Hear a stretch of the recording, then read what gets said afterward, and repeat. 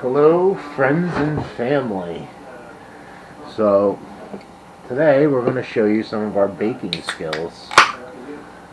And we are making elephant ears. I don't know if any of you have heard of this, but it's a favorite around here. And it's very, very, very simple. I already have some premix made. And what's in here is Splenda brown sugar and just regular sweetened low. The reason why is because my mother's a diabetic. We're all getting older and we're all being a little bit more cautious with how we eat.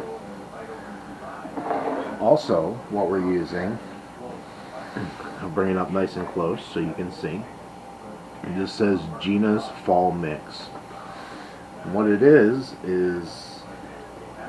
allspice, clove, ginger, cinnamon, ginger, turmeric. and Gina, if you want to grab that mandolin behind you, what she does is she grinds all of these spices herself with this wonderful mandolin that my mother bought for us 2-3 years ago, something like that. You can see it definitely gets some use. It's and I'm excited to be doing my own herbs in that this year. Yes. So we're going to push that aside. I'm going to get a drink and we're going to teach you how to make elephant ears. Alright. So like I said, we have the premix of brown sugar, and whatever spices you want. The generic ones would just be cinnamon, but we like to spice things up around here, so this has everything we talked about plus a lot more. And the puff pastries you would buy in the freezer section at your local grocery store. We left them out to get to room temperature, so they're a little bit more malleable. Hopefully.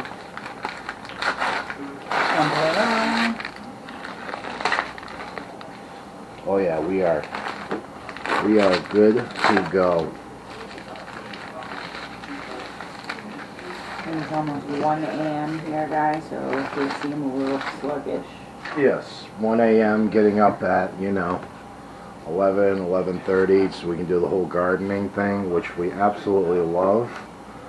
The only problem is we work second, third shift, so it's a constant battle, honestly, between work and life. So I took some of that mixture and I spread it onto the table, and we're going to unfold that puff pastry.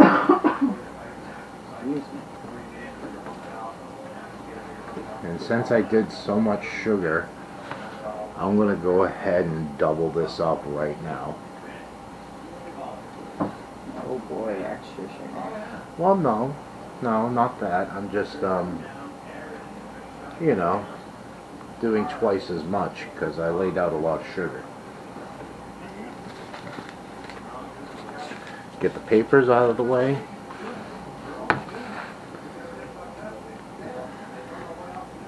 And we're going to sprinkle some more right on top of that.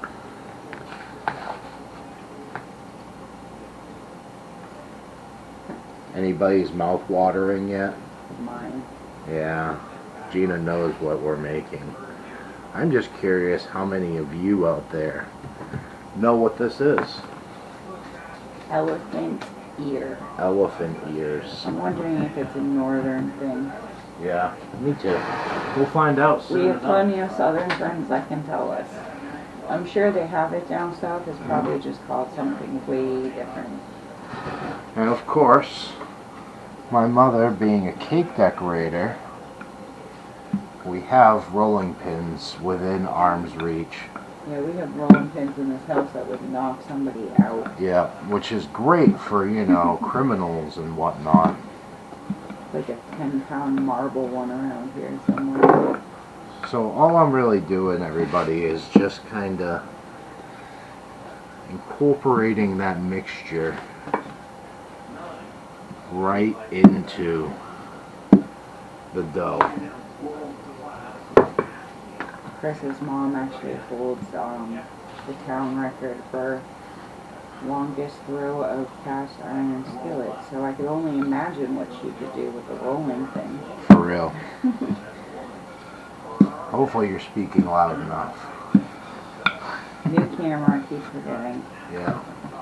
You gotta close that door though, babe, so... So we can't hear North Shore Preparedness? Yeah, we're listening to North Shore Preparedness in the back. So if you guys can see what I'm doing here, is I'm rolling that dough and sugar mixture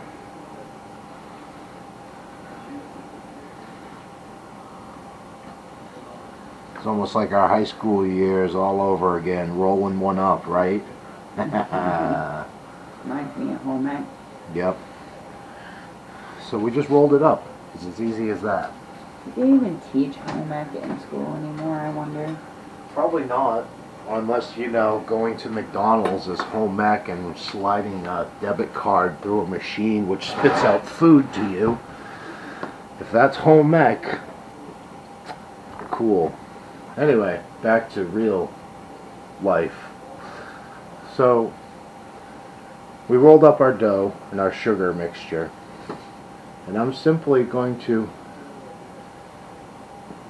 gently let my knife cut through the dough. You don't want to press it down, because what's going to happen is you're going to smush everything. So you see that beautiful spiral? Now to get the elephant ear effect, we just got to pinch it a little, just like that. Right? And we are going to lay that right on the pan. And if you're wondering, oh my goodness, he didn't spray the pan. There's silicone mats. We have silicone mats. These things are amazing. They are good for up to, we're cooking 450 degrees today. So they're good up to that. And they clean very easily. So you don't need to grease it, you don't need to spray it, you don't need the lard or the extra calories. It slides right off. I'm sure because we're doing a video, The opposite will happen here. But once again, I'm going to go ahead. I'm going to let my knife Maybe we should do one and one. do... One sprayed, one not sprayed. Nah, we don't need to. People can take our word for it. I would hope, you know, people in the right state of mind subscribe to us. You're not Fibber McGee's over here. It's real life. Yeah, we don't even know how to edit yet. That's why you get 17 videos a day from us, because we're too busy in real life to deal with the editing, but we're learning slowly. So you just have to deal with us for now, putting out 17 videos a day. No, I think it keeps people busy. So... I noticed, you know, since we gave up cable and only watch YouTube, a lot of people that take the weekends off, and I think that's when we put out our most material, so... Yeah. I think it's a benefit for those people that are bored at home with nothing much to do. And maybe they too are, you know, don't want the whole cable experience anymore. So I'm spacing these approximately like 2 inches apart from one another. That should be good. There's this place up in the Lakes region of New Hampshire. It's called Levitt's. Country Bakery. And they make the best apple fritters you will ever have in your life. The best everything. And I can't even tell you. There's just so much stuff. If my elephant ears are half of what these guys do, thank you. Their cinnamon rolls, everything. The homemade glaze is just we'll to die for. We'll put it to you this way, everybody. When When we go up there, it's a kind of a family event. We'll let our aunt and uncle know across the street that we're going up there, and they'll put in an order.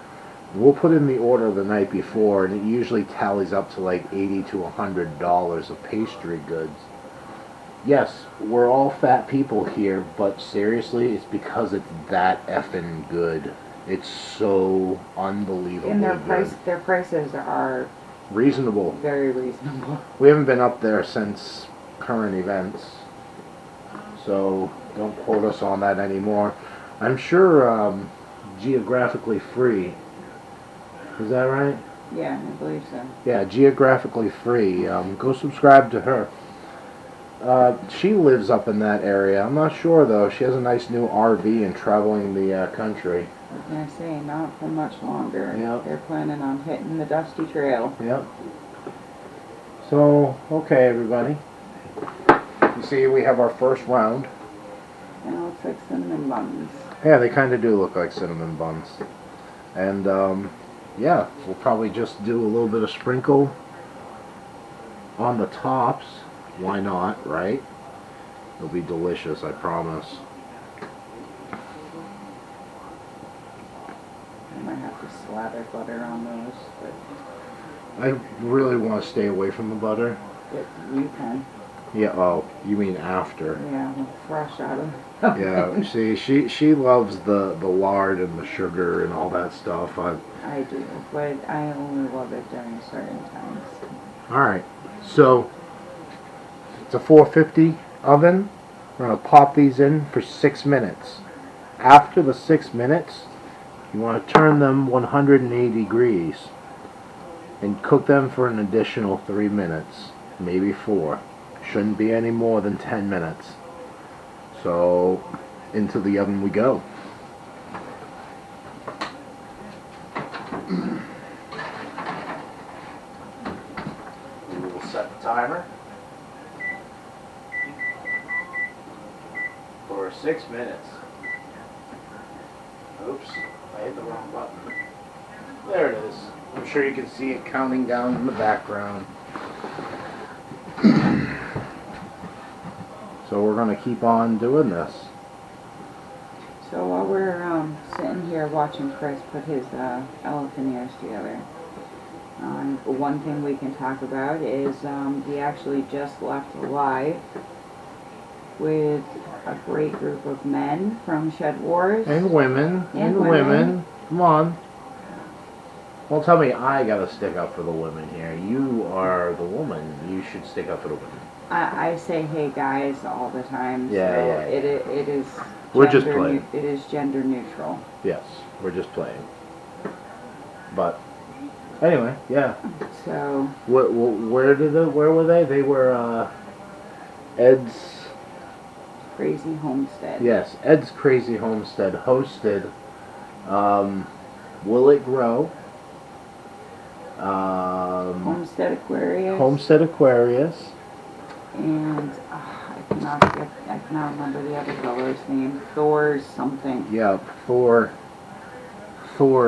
Garden. Well, we just met some of these guys tonight, and you know, in the garden clique, we noticed that like we all have something. Thorhaven Farm. There we go, Thorhaven Farm, to do it correctly.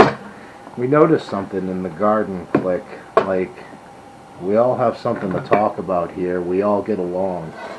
You know, you could probably strongly dislike somebody in this group, but you could set aside those differences and conversate and talk, good talk about, you know, something that will benefit this planet. Really, I think most of the people that we have met understand the importance of what we're trying to do at this very moment. Yeah, yeah. Like, we are all here for the same reason, and that is to teach other people how to be more self-sufficient and how to take care of their own homesteads, whether that be an apartment, a house, a ranch, a farm,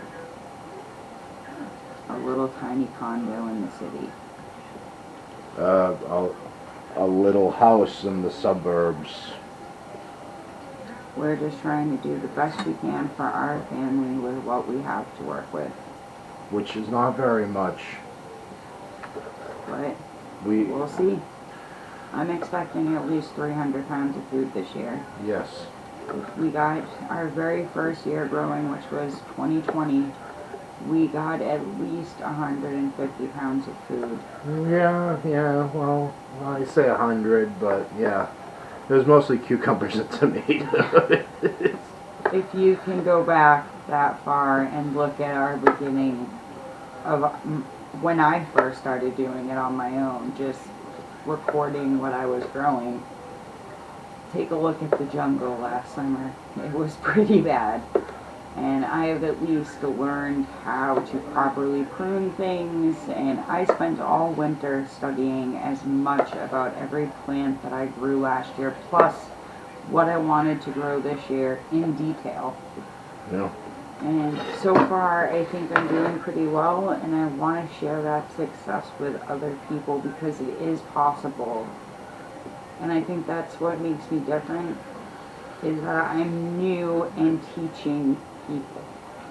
And I do have to emphasize here, if you do go back on our videos and look, you'll see that the greenhouse video, greenhouse update I believe, is about a year old. So we've only been doing this for exactly a year. And for people to accept us the way that they have been, it's absolutely amazing. It really is. It's been a wonderful support system. Yeah. You know, people like Lone Star Pioneer, who I just simply reached out and said hello, and he took us right under his wing and introduced us to other people, such as Frogfoot Hauler. We knew Southern Boy Prepper. We subscribed to him when we subscribed to Lone Star Pioneer because they're pretty much two peas in a pod. Yeah. You can't watch one without watching the other. Yep. Kelly's amazing. I Yes. loved her corn recipe today. Chris is not a huge fan of tomatoes. I'm working on that. Yeah. One of the things that I noticed is he's more willing to try new tomatoes because maybe there'll be one out there that he likes. I'm willing to. That's the thing, is I'm willing to. It's just... It's a texture thing for him. So, quick short story. When I was like 10 years old or whatnot, my parents were ordering out, and I said I wanted a salad. They said, "You're going to eat every single bit of it." I said, "Well, I will eat everything but the tomatoes." And they said, "Every single bit of it." So I ate every single bit of it right till the last tomatoes, which I did not want to eat. And they forced me to eat it. And when I ate it, I threw up. So that's tray number 2. Tray number 2 going. Well, we're gonna wait because that one's coming right out right now. Oh, look at that. Perfect timing. Turn the timer off. So I did get him to try all of my cherry tomatoes last year without yakking too badly. He does have to take the specific part of the tomato. He does not have the guts, as he calls them. Oh, those look delicious. They do. Miniature elephant ears. So I'm going to try to bring this over for everybody. You'll see there's a little bit of sugar burn on the tray itself. So all I'm doing is flipping these guys over. And like I said, they are going to go in for an additional 3 to 4 minutes. And look how easily they're flipping on that. Yeah, you see that? It doesn't even stick. I love this stuff. His mom doesn't like cleaning them up. So we're going to put those in, and then put these in. We're going to do the timer for 4 minutes, and we're going to keep in mind that those ones that just went in need an additional 2 minutes before we flip them. Actually have another silicone tray, so while we're hanging out waiting, I can go ahead and tray up some more.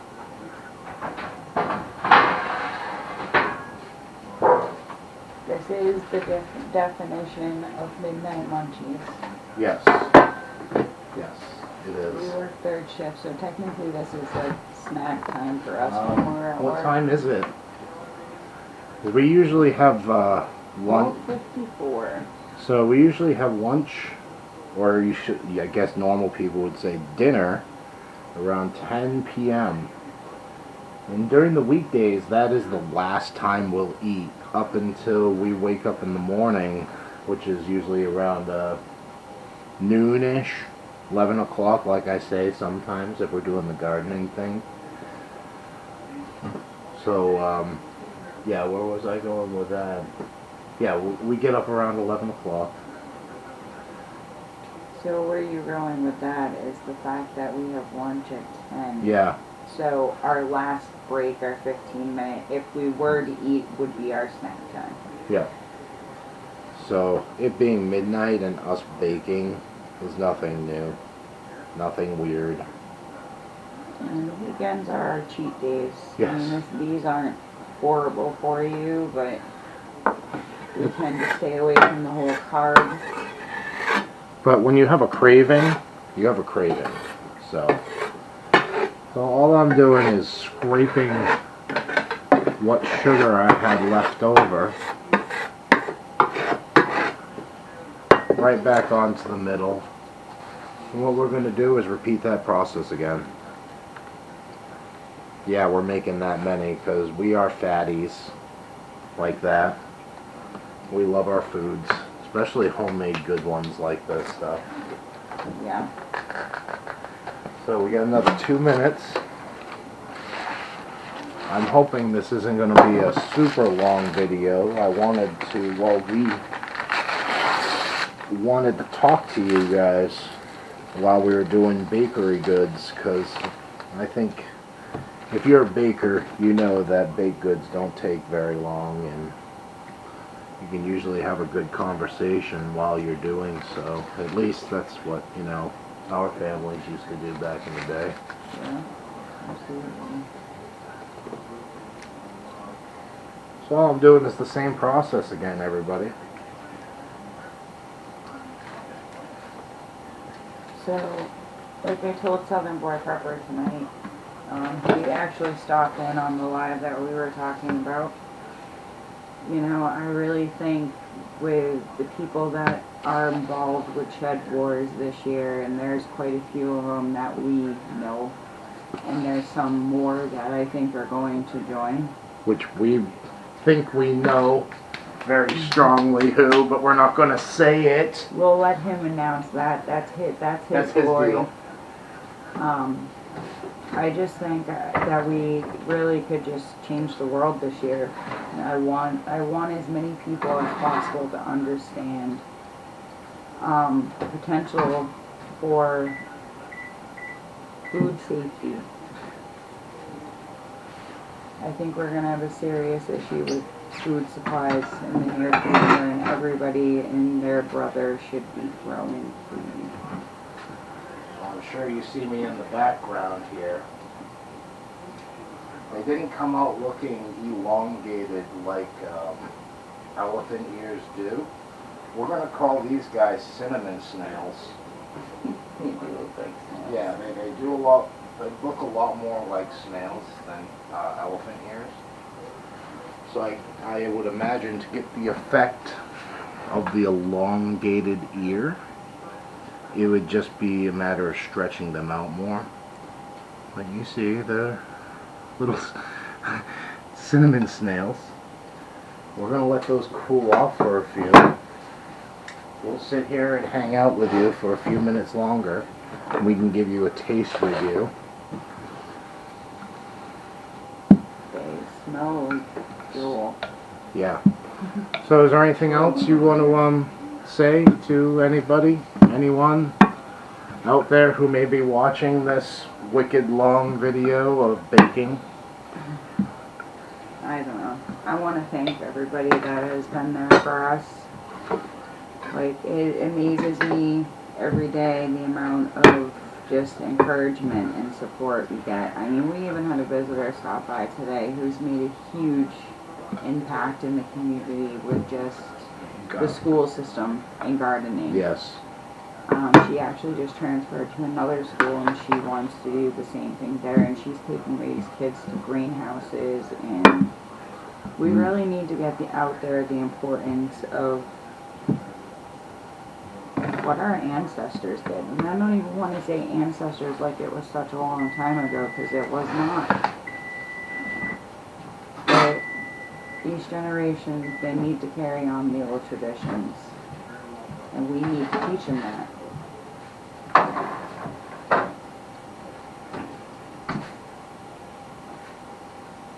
So you see, those are, I know I'm a distance away, but I'm just doing the same procedure over again. They are not sticking to the silicone. It is an amazing thing. It really is. Makes baking so much easier. So you want to check out the temperature on those and wrap up this video, love?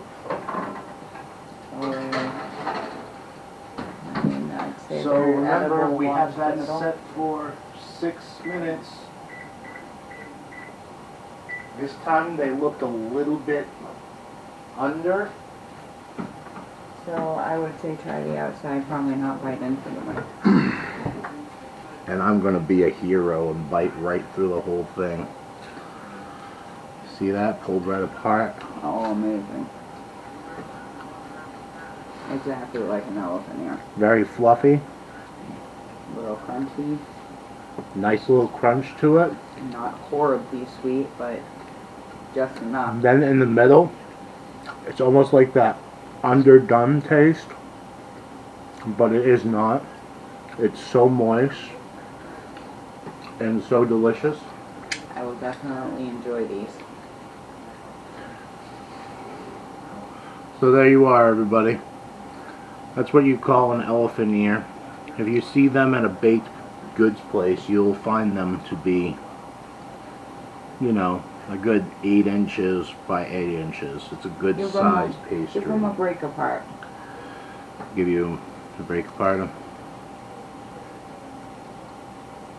There it is, huh? How's that for a Kodak moment? Alright, everybody. I hope you enjoyed this as much as we're enjoying it. Peace, love, and happiness. Have a wonderful night. Stay safe.